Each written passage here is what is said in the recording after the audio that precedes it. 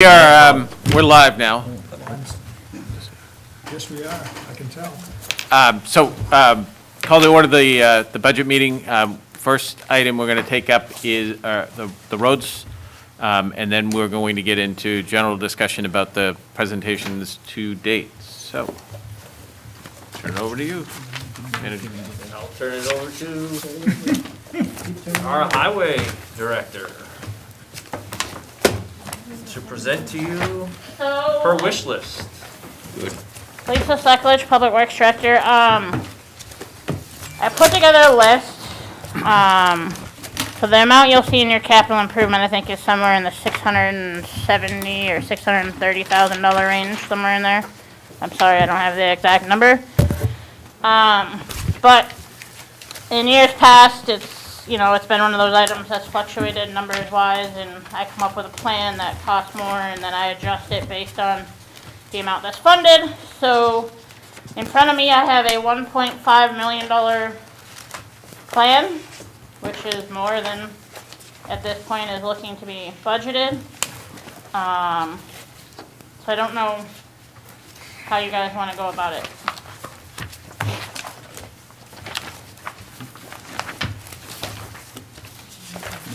Trying to get to the right place here. 12-3 is what I have. What is it? 12-3. 12-3. Thank you, Council. So I have one question before we begin on going forward. What have we spent to date and what was budgeted? So, Jen, correct me if I'm wrong. So every year, a certain amount gets authorized, right? Let's say $700,000. But in reality, we never actually spend $700,000. We usually leave $200,000 to $300,000 kind of in a coffer. So generally, if you authorize $700,000, I'd probably spend somewhere between $450 and $500. That's how it usually works. Where are we at right now, though? Do we? That, I don't. As far as this year, or just in general? Jen, do you have For- the account number right there? FY21. So for up through June 30, I'm wondering what. So as what of was- FY21, I haven't put any paving bids out because of COVID. We didn't do anything. It's actually coming to council tonight to do a little chunk of paving this spring before the end of the fiscal year.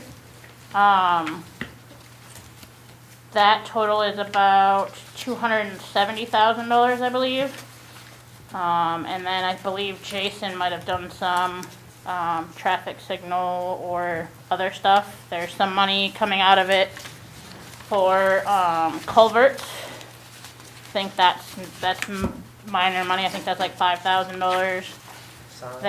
What's that? The overhead sign project. We went ahead with that. That's just under $15,000. What else did we pull out of it? I feel like there's something else that we were working on. That's all I can think of at the moment. So it's kind of like a running. So we potentially could have, say we budgeted 700, which that number's ringing a bell to me, but I don't know if that's. And we've only potentially encumbered 300, so we could have 400 to apply to your 1.5. Is that accurate?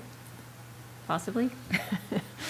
Yeah, so we encumbered $369,000 from FY20 into FY21, and as of right now, we've only spent $82,000. Right, but she just But I've the got bids. 270. 270 plus 15, so So far. 285-ish still to be spent.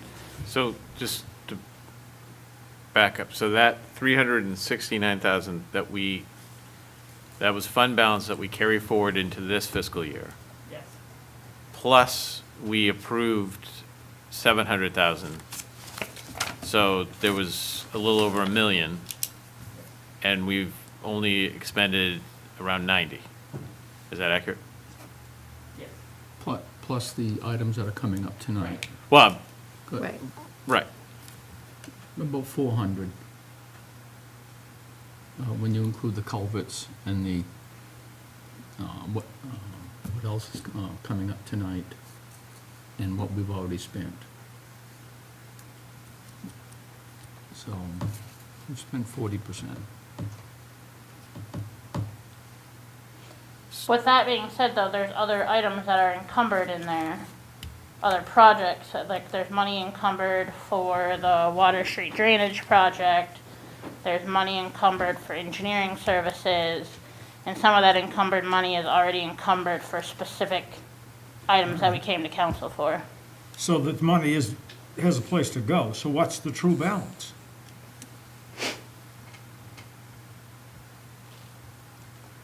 I'm gonna have to look at it, I don't have my. You'll have to, you've got to run some numbers and see. Yep. So you're asking us to make a decision without knowing what the hell we're going to make a decision about.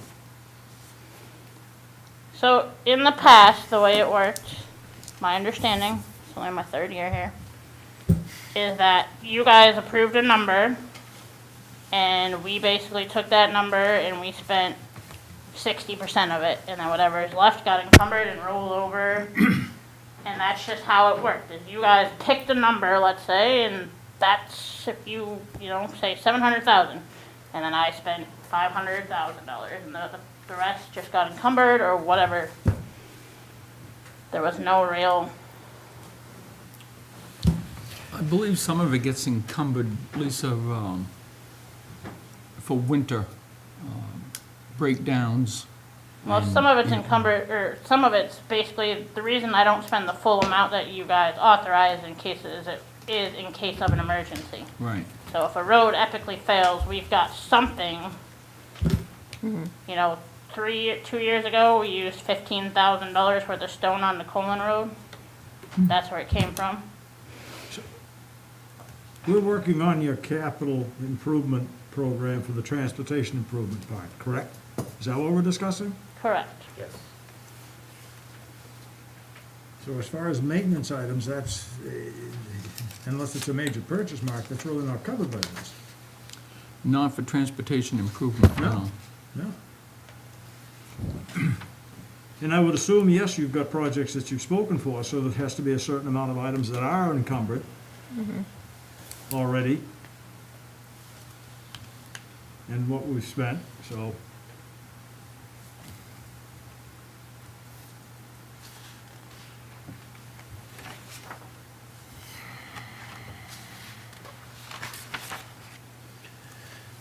I think one of the issues that we have is when we identify items to be purchased, it seems like we're very, very late, if at all. And so they just keep getting pushed off into the next fiscal year, and we lose sight of what we had authorized, because it's different than going to bond when we have earmarked certain monies to get that bond, and we know it's going to that project.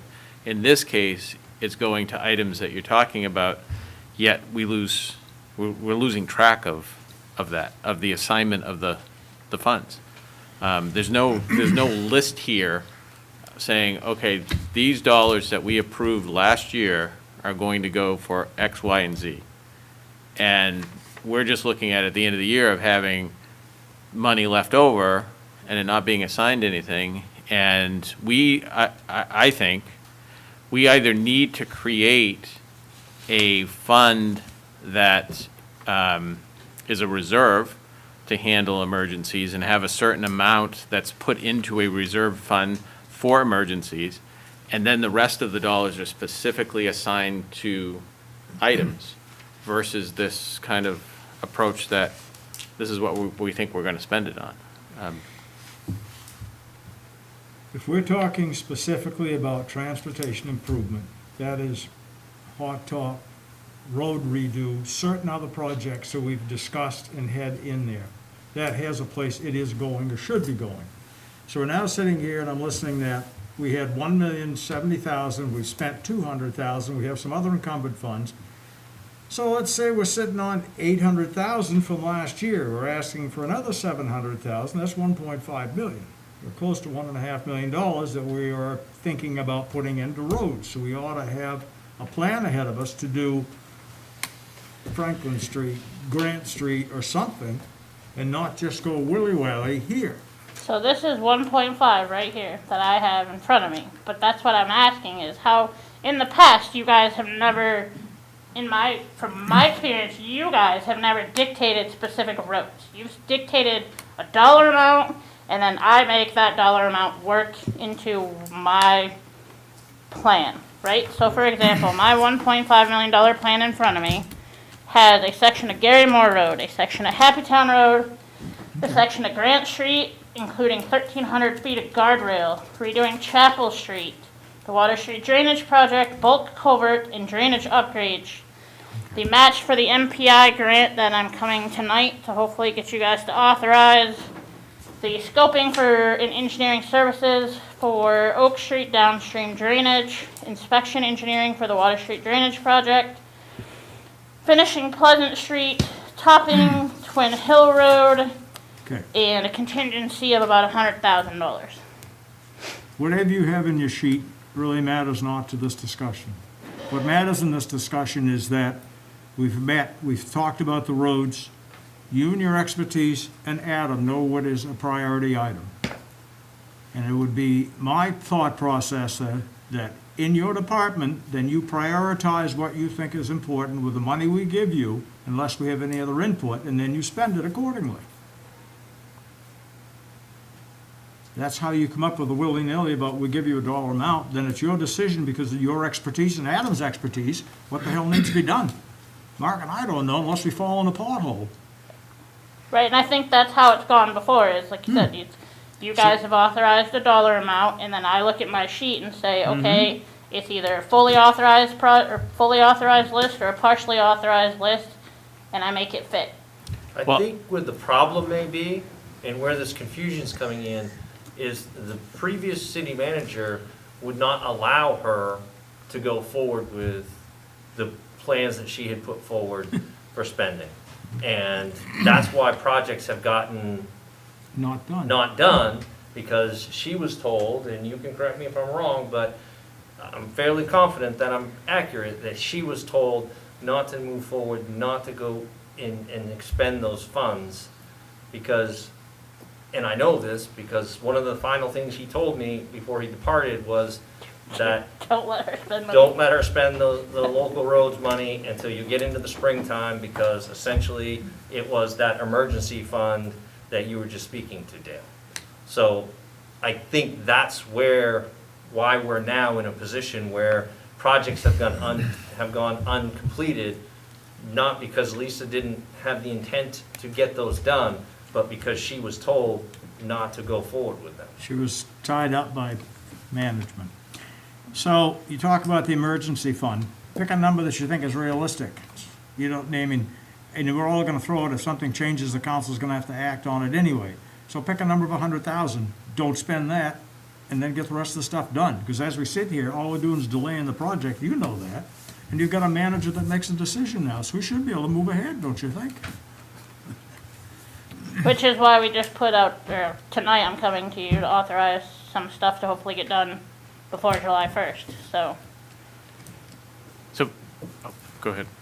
Well, the problem that I'm bringing forth is, are we budgeting $1.5 million in FY22? Or are we going to encumber some of those funds that we haven't spent?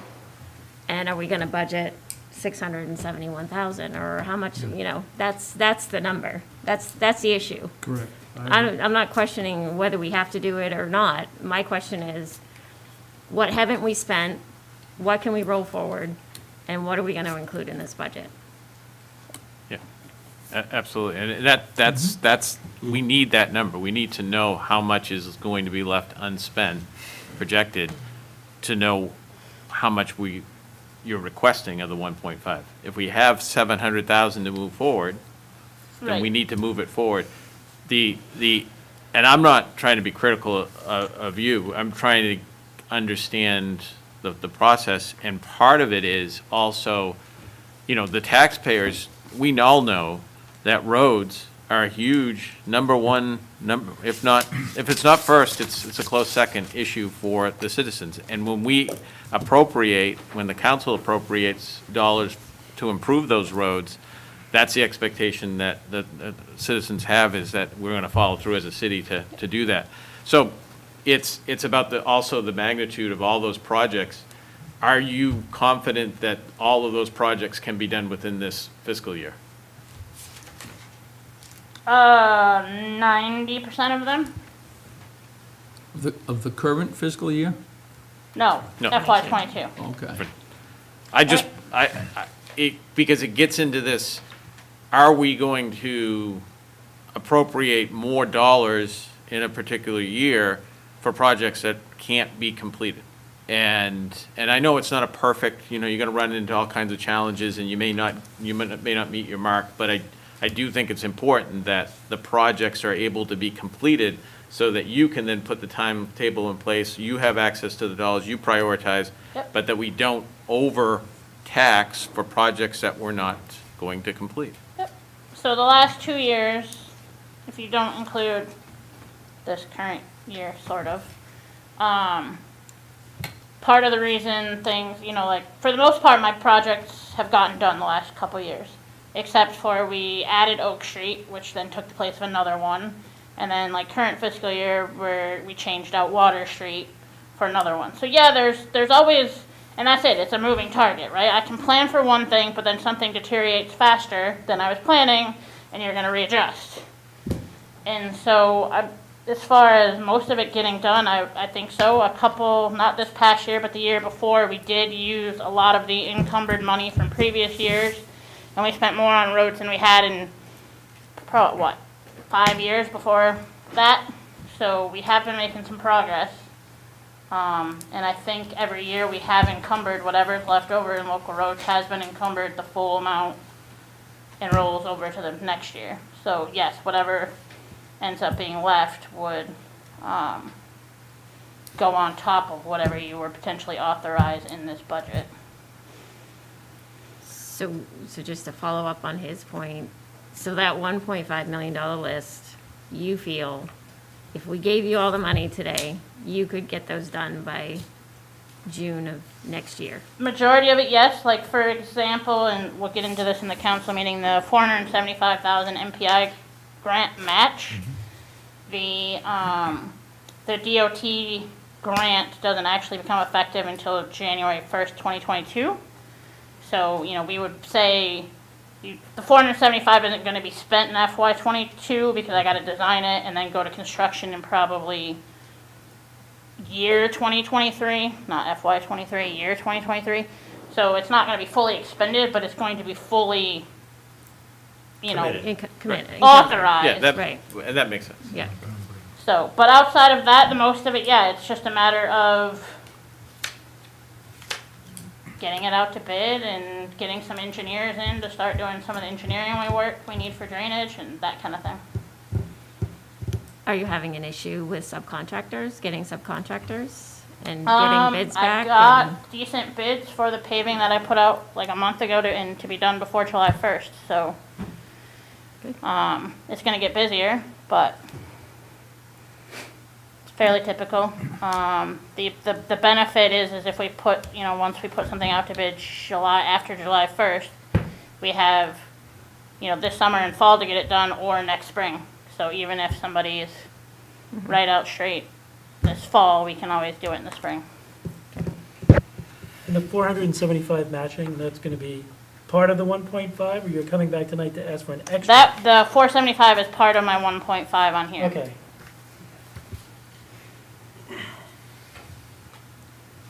Lisa, since we're talking transportation improvements, in my mind, part of transportation is sidewalks. Do you have any plans to improve or create any new sidewalks? There is no creation of new sidewalks, and actually, I don't have anything specific on here for sidewalks, but I have money for others, which would be including sidewalks. Because Sidewalks, signals, emergencies, those kind of things. there's a section of sidewalk on Franklin Street, a cement section that is extremely broken and uneven, and is a liability to the city. The old entrance to the high school, I don't know if that road is the city's or the school's. I believe that's the schools. There's a very long section of the curbing, cement curbing, that is just melted. It's Yep. gone. The sidewalk on Shore Road,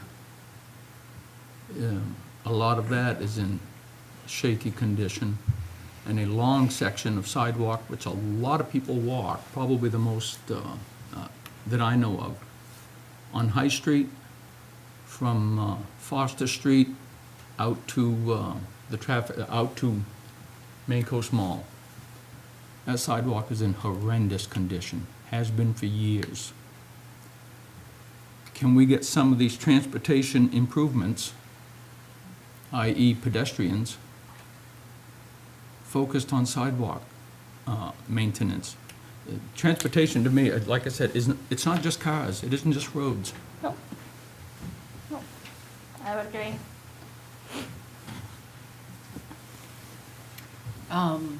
Residents on Grant Street have been begging for work to be done on that road. I drove it the other day, and it's really, in the wintertime, I would say if you don't have an SUV, it's almost impassable with the frost heaves and whatnot. And then in the summertime, the frost heaves go down, but there's a lot of damage to the road. There's one section that has a cone, and if you're not pulled out towards the middle of the road, you're going down a big drop. Yep, hence why it's the second one on my list, and it was actually on this year's list until we priced out the $65,000 I would need for guardrail.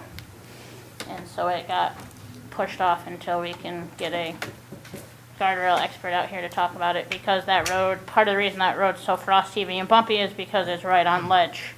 You can't drive guardrail into ledge, which means it's going to be very expensive for us to guardrail that section of road, because as soon as I pave it, they're gonna go 65 down it, and someone's gonna end up in the water, and I'm not taking that risk, so. And Water Street is in dire need. Yep, there's a section of it that's on the bid that went out that I'll be coming to you tonight for. Water Street is a DOT road. DOT has responsibility, much like the Christian Ridge Road and MPI program I'm coming to talk about at the council meeting. So we're doing the worst section of Oak Street on our own dollar, but if we're gonna do much more to it, then we need to tap into the main DOT. Okay, so what I'm hearing is that we need the fund balance. We need to know what's going to be carried over into next year so that we can then make a decision about how much of that 1.5 the council is willing to fund based on that difference. So if that can come back to us. Now, we got an email, I don't know if everybody got it, about the Nickelin Road. Is that anywhere in these budgets? No. No, and there's a reason for that. We can get into it during the council meeting. Okay. Just to preserve time so we can get into the other discussion. But it will come up tonight. Yes, it's coming up tonight. And then, I get lots and lots and lots of people asking about Trail. Oak Building? Street and continuing, making a what's the continuous building, Heather? sidewalk. Oh, yeah, that's a request. Which We'll have to the big talk area about is that. gonna be near Rosalie Taylor's down to the bottom of the hill, which I look at it and it's gonna be difficult. Okay, any other questions for Lisa around this item? Councilor Lyons, did you have something you wanna? Well, I'm just getting a lot of people talking about Oak Street and wanting a sidewalk, and I don't know if it's feasible, if there's somebody can check in on it and to continue the sidewalk. I said you can't walk from one end of town without going down to State Street and Yep. up that way. So the idea about sidewalk on Oak Street is, we paved it last year, but it's just it's a holding pattern, right? But I mean, The sidewalk on Oak Street is going to be something that there's right-of-way involved, there's a whole bunch of things that are involved, and it's a DOT road. So it's part of the process, or part of the idea that when we really redo Oak Street, which is hopefully in the next 5 years, that's when you would do the sidewalks. that will be a part of it. Yep. Okay. Sidewalks would be something we would have to fully fund because the DOT generally doesn't. This is just a question I get all the time. Yep, I don't disagree, and I wish I had a better answer, but Okay. it doesn't make sense for us to spend the money to do it now, to have to redo the road entirely in 5 years, so. But that process is starting with your plan right there, because part of that is drainage. Right, and that's what we have to fix, the downhill drainage as part of the project before DOT will come in and commit to doing work on it.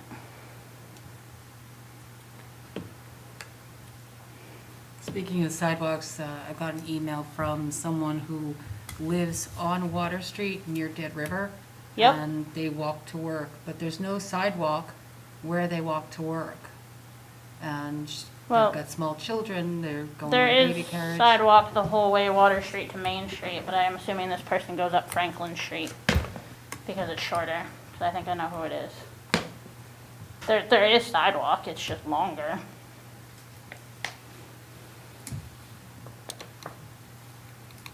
Okay, thank you. Thanks. And we'll get you that number. Jen and I can work on it tomorrow. All right, so, let me just quickly say, Manager Mosher and Jen, thank you for getting the budget pulled together and all your effort around it. I know this is a big task, and you kind of thrown into it at the, kind of last minute, so that makes it a little more challenging as well, and trying to reconcile things from the past and pulling everything together. So we're at the point where we've heard from all the departments, we've heard the capital items. Now, for the rest of this meeting, was just to, go ahead, Council All Phillips. except for last week of the water department and the $8 million wish list. How many survive on that? We never got a straight answer of what really needs to stay and what needs to go. That's one of the things that were left in the open. So I can kind of address that a little bit. So I talked to Lisa, I've also talked to Reggie, and Reggie did misspeak at the meeting, and after further reflection, the Lagoons project is a higher priority than the Surrey Road project, mostly because of the pressure that he's receiving from the DEP and the need to get that project done. So Lisa and Reggie and Jen and I are going to get together, and we're going to take a look at rate pricing and see what the revenues look like, to forecast out what type of increases we may need in order to fund that type of major project with the water company, and to see, what type of borrowing, bonding we may need to look into in order to fund those type of projects. So it's something that we're gonna have to take some time digging into and taking a closer look at to see exactly what that funding and what those projects look like from the city's perspective, so. So Glenn, what you're saying is the Surrey Road project probably doesn't need to survive this year. If anything's gonna stay in there, it would be the treatment lagoon, as far as their opinion is. Yes. What about the 2 trucks? So the two trucks was a confusing sell. He needs 1 ton, he needs a new plow Yeah, and a truck to go along with it. Yeah, And so it's kind of pick one or the other. So he needs 1 truck, right? Preferably, he would like to get the 1 ton so that he can get a bigger plow. That's his ultimate wish list. But if he can't get the 1 ton with the new bigger plow, then he needs the half-ton and a new plow for a truck we already have, a 3/4 ton that we already have. So it's either you pick the 1-ton option or you pick the half-ton and the plow But we buy a plow. option. Either way, we buy a plow. Either way, we buy it. Either way, we're So- buying a truck and a plow. It's just a matter of, if you go with the 1-ton. So the idea with the 1-ton and the reason for the 1-ton is because a lot of times he plows Clearwater Way, as well as his road to, Treatment to plant. the, well, that's to the treatment plant, but to his office, you know, the little driveway, whatever, to his office. So the 1-ton would allow him to get probably a 10 or a 9'6" plow. You had the 9.6 or a 10. And, so he'd have a bigger plow, which would plow Clearwater way better and easier. A lot of times he can't, with his 3/4 ton and a smaller plow, he can't push it up or push it back. No, you can't. And he's In the not- winter. He's not gonna anyway. 1 ton a better choice? You do it every day, and you know what the width of the plow is. For the life of the pickup, it is, yes. Yes, Yes. 1 ton, get him a 9.6 or a 10. Yep. And part of it, if anyone's never had the pleasure, probably Heather has, because she's a lucky girl with a plow company, but when you're plowing, you angle your plow, you've got a narrow width, and what happens is you're trying to push it back, the snow doesn't go out. It just stays in the edge of the road, rolls back under the tires, and makes it virtually impossible. So the bigger the truck, you can get a little longer plow, and it actually allows you to get the stuff off the side of the road. They're still gonna need help if you get a heavy snow, it's not it, but he's gonna handle it better and longer with the 1 ton. Correct. So kill the half ton. And the plow? Or, Yeah, no, okay, yeah, keep plow, the plows? plow and 1 ton, yeah, kill the half ton, plow and 1 ton stays. Surrey Road project goes away. What about the Branch Lake Dam repairs? Branch Lake Dam repairs is part of the bond. So that's just in here for window dressing. And the Dollar Hill standby, that was bond as well, wasn't it? No, That wasn't? no. So we did a tank project a year and a half ago, and we ended up only getting 2 out of the 3 standpipes done as part of that project.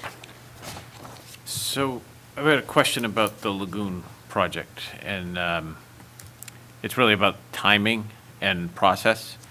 So obviously, in order to support that, there needs to be a rate change, whatever that comes out to be when you do your analysis. We heard 25% last week, it could be whatever. So, but that, in order to do a rate change, my understanding is that you have to go to the Public Utilities Commission for request. There's a whole process, public input, and everything that takes place. Correct. So my question is, as far as the project is concerned, don't we have to wait in terms of approving a project until that process is finalized, so that we know that the rates will be increased, to then put it out to bid? And at that point, the council would authorize it because it's being paid for by the rate increase, not by budget. Right. That's the beauty of his and Mike's budgets, is you don't necessarily have to approve his projects and everything now because they're not based on tax dollars, right? They're based on rates. So you can give them the general idea of which ones you want us to go forward with, but yes, they all eventually have to come back anyway, like any other project. It's going to need financing, whether it's a bond or we can't get it through the drinking water program. We've tried, and that's why there was a bunch of hang-ups. This project has been on the agenda for about 5 years. Oh, no, more than that, 2014, 15, somewhere in there. And the biggest problem was we needed some more land, so we had to go through Maine for Land Trust to get more land so that we could put these lagoons in and do some land transfers, and so that took some time. And then we went through the drinking water program twice, trying to get them to fund it, or at least not fund it, but give us the ability to run it through their financing program, but it hasn't been accepted for that, so we'll have to do some sort of bond or something for that type of project as the city or for the water department. But it's But just, he also had a bunch of stuff drop off the last couple of years, and that's why we need to look at his budget and see if, in fact, we could support this project without a rate increase. so that will be coming back. It's just, I think it's helpful for residents to understand how this works, and it's going to be the ratepayers will have a chance to weigh in on it. What we're going to do is basically approve the concept that, yes, we need to do this project or not. And if we say yes, that starts the beginning process, and ratepayers will have a chance to weigh in on that, if in fact there is a rate increase. Absolutely, yep. Okay. When was the last rate increase? A year and a half ago. We went through this, yeah, I thought it was fairly recent. So when we went through it a year and a half ago, we should have, to do all the projects we needed to do, we should have did a rate increase of about 30%. We didn't want to do that, so we went up 10%. That's right. And so with the idea that we'd be doing 10% increments over the next, Yeah, that we be coming back To, in 18 to 24 months. correct. Yeah, would soften the blow because the big increase was awful. And we'll be coming back. Lisa, what about the, Reggie mentioned the building needs for the, Yes, the Wa- roof water- and the brick. The 100 roof is peeling and leaking, and the brick is literally, it's double brick building. The front section of brick is literally falling off. The fascia. Yes. Is this So the it needs to be office? repointed, or? Yes, so it's just to be repointed, the mortar. So I think you had 100,000, something like that in there for I just that. said 150. I've got 150. Yep, Which building? the actual water department building out on Pump Station Point on the, on the Union River, On Shore Road. Shore Road. Sure. So, I guess I'll just ask the question. Why are we throwing money into a building that snows inside, rains inside? It snows and rains inside, yes. Why aren't we looking for a different space? It seems like we're gonna be throwing a lot of money into that building for many, many years to come. It's not an essential, this is a question. It's not an essential building for functions. It serves no other purpose than to house offices, some equipment, because we own it. Correct. So, At one point, we looked at a different building, but then over by the high school. There But is, then we didn't buy that building. there is nothing water-related as far as physical equipment. There's nothing In in that building Not that we anymore. need to get water to town anymore, no. There's equipment in it that we would have to move, like there's a testing bench for the meters and stuff that would have to be moved, but Right. there's nothing that's instrumental to the distribution system. Hey, the real estate market is hot right now. It's right on the water, too. There you go. There's nostalgia, I mean, they would like to stay there if possible, right? It's a beautiful location, but If you get the for sale sign up by tomorrow, it's probably gonna be gone the first of the week. Because building anything right now is gonna cost about 4 times what you're gonna get for it, if you could get it. so I don't know if you can do this as quickly, but I'd be interested in understanding what you need for space for, and we have looked at rental, like, you know, like commercial space around here, and for what, the hard part is, for what we need, we don't need a huge space, right? But we need like garages for like the boats and some of the equipment and that kind of thing. So it's like you need a garage, you also need like some sort of workshop, because like I said, the bench that they have for testing the meters, and they have an actual like workshop, and then you need some offices. We have yet to find something that has all three of those anywhere around here. Because we've looked multiple times. At one point, like futuristic talks, there was talks of having, you know, if we ever built a building out by the highway garage and putting the water department out there. There's also talk of if a public safety building ever happened, that the water department could go downstairs where the fire department is. So there's options, but there's none immediate. I think with that simple discussion, it's probably senseless to spend any more money in that building. I think we'd be better off to take the money we'd have to spend and move it into something else. And I think Mark may not be far off. That'd be a pristine site to sell to some lucky person eventually. So, I guess his bricks are still gonna be falling out next year. Took care of that, Dale. Moving on. so other items in the budget that you have questions about up to this point? It's not at the end of the discussion tonight, but this is to try to kind of give some impression in terms of what do you need from city staff. What are we gonna do with the library? Do we fund them as we said last July?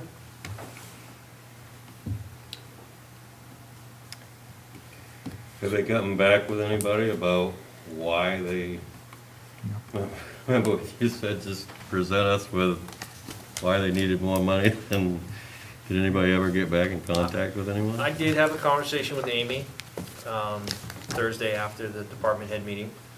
And, you know, obviously she was extremely discouraged at the way the situation and the evening went. But she was not, you know, she was not confused as to why, and that, you know, she was not placing blame on the council. She was accepting that her impression was that the board members came and they had an idea that it was a foregone conclusion that the council had made up their mind as to what the funding was gonna be, and so rather than engage in a conversation, they were defensive and presented as they did. So she recognizes that it was not a productive meeting. She asked if perhaps it would be advisable for she and I and maybe Dale and maybe, you know, a ranking member on their board to get together to try to have some dialogue. But, you know, at this point, obviously, we need to move forward with the budget. And so I think that's a conversation and a dialogue that needs, the engagement that needs to happen. I'm just not sure that it's something that's going to get us to where we need to be to move the budget forward. Noticed the email came with the card holders. There are 1,800 U.S. Ellsworth citizens, and I think there were 3,000 out of town. And if you read through the list, a fair amount of them denied, and some underfunded, and a few said yes. So they're outside chasing for money. Didn't work out that well. But majority of the card holders, current card holders in that library are from not from Ellsworth. So, Councilor Phillips, in terms of your question, I've had an informal correspondence, so it's not official, it's not formal. I won't even go into the nature of it, other than to say that I would put on the table where I think we can, you know, COVID certainly, I think we all know COVID impacted some of the ability. That was frustrating that we didn't understand some of the impact. But I think if we can agree in the middle point, $50,000 reduction, and move forward, that would show the good faith effort and the recognition that the Ellsworth residents, taxpayers, are paying for a regional library. And the data shows that. The data is very clear about that. And there's some benefits to doing that. So it's not without its benefits to the city. But we also, from day one, when we started talking about this issue, it was all about making sure that the proportionate share that the Ellsworth taxpayers are making is reasonable.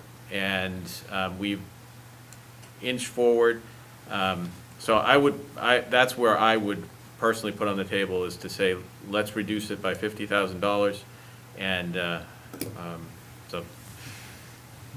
No. And that would make the increase, so you're saying it would go from 464 to 492, give or take. 461.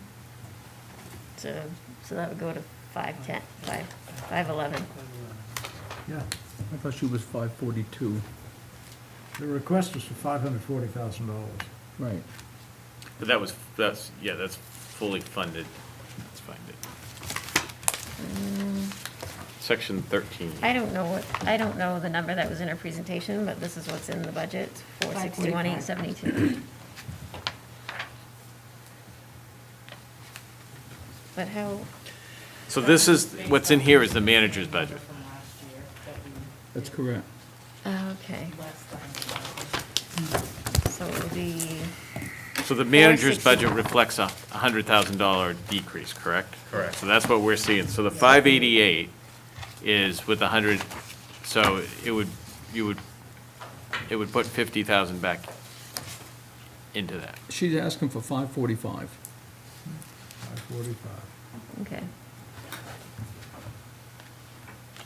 So we take it Well, down do to the, four, um, take it down to 495. 495. What you're saying, 495? So we're,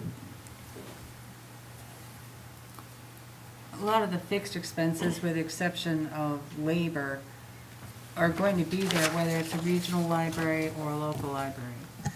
And they're still gonna have their telephone, electricity, and whatnot. They said that, 300 users per day are utilizing that library. And that seems like an awful lot of people, 37 an hour, based on that number, because they're open 8 hours a day. So I'm just thinking that, if the increased labor is needed because it's a regional library and they're bringing people into the city, I don't see where I don't think that an extra $30,000 a year, when the net benefit to the city for having 3,000 people come into town and shop and eat in the town, is that much more to ask. May not be, but how much influence they have is the thing we were discussing, and whatever it is, whether they reduce hours or not, people still gonna come and shop in the area. They'll use the library. If they're open 4 days a week instead of 5 days a week, then they'll plan around that. And the bottom line is how much are we comfortable with giving them as it continues to go and go and go. This has been an ongoing discussion since I came here in the prehistoric times. even with the increase that you would propose, Mr. Chairman, that's still an 11% increase. I don't know of any other department in this budget that's getting an 11% increase in their appropriations. That's a stiff increase. I just, And I don't see that happening. I apologize for interrupting, but we'd no. also, because of the derailment of the last meeting, we never even got into their capital projects. And she has some significant wishes on that list that they were hoping to tap into. She was hoping to tap into fund balance, but their fund balance has virtually been all but depleted. 25,000. So, and she had 25,000 left-ish. She did have one project that would fall within that range. It was like 15 to 20,000 for new fencing and work to do on the retaining wall. But then she had a lengthy list of additional ones that she had put out each year to be paid for with that fund balance. But I'm just not sure that that fund balance is going to exist going forward. So I would modify then, based on that, that's a great point, I forgot about that. I would modify what I just said. I would say we reduce it by 50,000, so we're increasing it by 50, but we leave it at their discretion of either applying it to a combination of operations and capital, and have that available. When we use the fund balance, we've specifically said that we wanted the capital request to come through as all city departments in terms of being able to evaluate against all of that. So that was the basis for moving those dollars into it. And this gives them some flexibility to make the decision about how they want to use those dollars that we put forward. I also want to bring up the point, Dale, that you and I went over there trying to start a dialogue. It was 2 years ago? And we heard the same story 2 years ago we heard a week ago. No, we did. And nothing changed, and it's not going to change. What happened to the meetings the city council was gonna have with them? After last year's budget meeting, we said, we'll have a committee and they'll go over a meet and they'll talk during the year and work it out, and by this budget, there won't be any problems. What happened to that committee?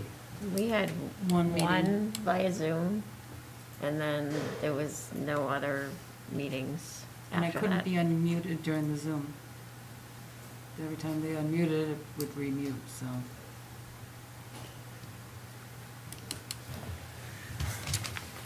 I had the same thoughts as Dale had after I the meeting that night, I thought about it and thought about it, and I don't know, I didn't know anything about this $100,000 thing, but I was thinking in my head, why don't we just like split it with them and give them 50? I mean, so basically, this idea that you had. Because you know you're not gonna close the library, I mean, it's gonna stay open, right? So you gotta fund it. Yep. If they're running on half the money they need, that's not gonna be a very efficient library. So if we go off last year's numbers, that would make the appropriation 511,872 for the city, if we increase it by 50,000. From where it is right now.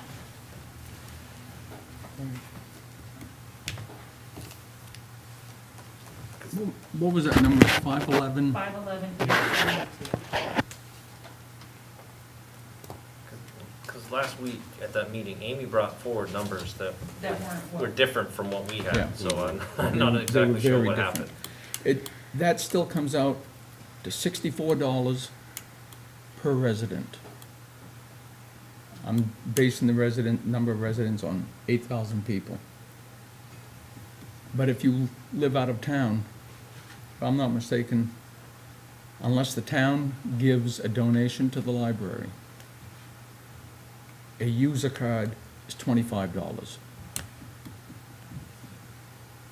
And yet, the Ellsworth residents, their own library, they're paying $38 more than what an out-of-town resident is paying. And that's what I have a big problem with. I would, you were gonna say. Okay. I absolutely agree with you. That's, my frustration isn't 100% with, just the budget. It's when you look at that document we received and the number of communities that don't contribute at all, Hancock standing out there, one of the highest with over 300 users. 327 users. And they contribute $0. I think every one of those users should be charged the $64 that you're talking about. That Exactly. is the rate. And that would generate around $20,000 a year. Or it might get the attention of those citizens to advocate for their communities to contribute to the library. That's the core issue that I have. And that's a matter of, we have some control, but we do have control over setting the rates. And going back to the fixed costs of the library, most of this is a fixed cost, and the one variable is that because of the additional 3,000 users, you have to have a little more labor cost, which if the labor and the benefits is almost 80% of the total budget. So by having those people from Hancock and surrounding communities using the library, they certainly should be, if the community's not contributing, they certainly should be being made to pay for a library card. But a user, the way the library frames it, it isn't someone necessarily going in to take out a book or a magazine or whatever. If there is a meeting of the local tea club, and they have arrangements to meet at the library in the meeting room, and there's 30 people in that tea club that come to the meeting, those 30 people are all counted as library users, even though they had nothing to do. All they did with the library was come in the front door and go down in the basement, and then they left after the meeting. And that happens day in, day out with their meeting room. So the number of library users that were given is, it's not an accurate number as far as actual users of the library. A year or two ago, Heather did a bunch of research on that, and this is one of the most expensive libraries run in the state, It was in the top 10 in the top 10. with the most hours. They were open the most, one of the ones open with the most hours. But So council, let me just pause this for a second, just noting the time. I want to make sure that we have a few-minute break between this meeting and the next. What would you like to do in terms of the budget discussions? Do you want to simply have it on our June agenda, or do you feel like we need to come together and have more time to go through some of these pieces. We need to see some set numbers and see what the bottom line is gonna be and what the mill rate's gonna be. Yep. Jen needs to put the stuff together we've told her, present it with us, and if the mill rate is obnoxious, then we don't have the stomach to do it, then we're gonna adjust it. Same old way we did it last Okay? lifetime. So we need at least another meeting. You're gonna have to have another meeting and some solid ideas. That's why I'm pushing on the library. She's gotta have something to plug in to cover that, and the wastewater and all the other ones. We need to know in the highway department, we need to know the exact figures to know where we are. I will say, when it comes to capital improvements, I mean, the building is a historic building, and that specific building, I mean, we have it right there, and it attracts people from all over. So, as far as maintaining the building, I mean, I think that should be a priority. So is next Monday, does that work for people or not? We can't do next Monday. Can't do next. Council Chambers is reserved for the Board of Appeals. Okay. Throw me a date, throw me a day. Is there another day it's being used? We have priority, but And it doesn't, there's several items on the Board of Appeals that really need. well, it should be next week because the following week gets into holiday week. Can we do it Tuesday? There's a school board workshop Tuesday. Wednesday? I cannot do Wednesday. Gone. I think Wednesday. You tell me when to be there, I'll show up. Right. I can't do Wednesday. Can't do Wednesday? Do Looks I- like it's open Thursday. Go right, keep going every day. Is Thursday the 27th? Thursday? Thursday's the 27th, yes. That's fine. Thursday, the 27th? Work for me. 27th? 27th at 6 o'clock? Does that work? Yep. Yeah. All right, 27th at 6 o'clock. I would ask if you have specific questions or information that you need prior to that meeting to please email Jen, CC the rest of the council so that we can gather information and have it available so that we don't come to this meeting without that. So anything that you need available to make your decisions, please let Jen know. Yeah, and Jen will pass that along to me so we can communicate with any potential department heads we need. Okay. All right. Well, let's take a break before the next meeting. Thank you, Council.